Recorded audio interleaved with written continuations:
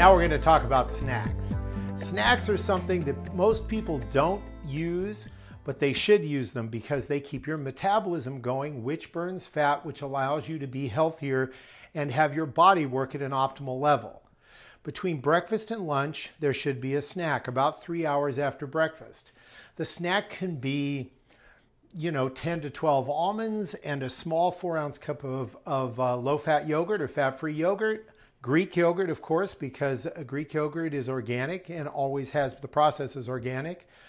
If you want to, you can have some blueberries with that. It's a great snack. There are several low-carb protein bars on the market.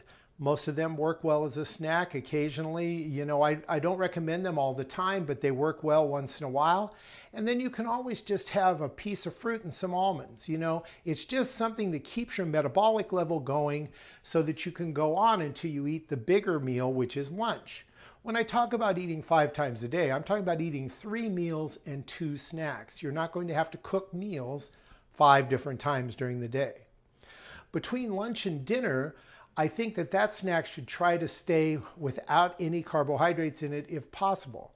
Once again, you can use your yogurt and your almonds if you'd like to do that, but I also recommend that maybe you get a lettuce wrap where you take Bibb lettuce, take some lean ground turkey or lean ground beef, have it cooked up so that you have it in advance, heat it up in the microwave for about a minute, put it in a Bibb lettuce leaf, put a little balsamic vinaigrette on top of it, roll it up and eat it. It's delicious. Kids really like it. No carbs, keeps your metabolic rate going till you get to dinner, and then you've had a healthy day. And guess what? The whole day you've been burning fat, using your body to the most efficient level, optimal health.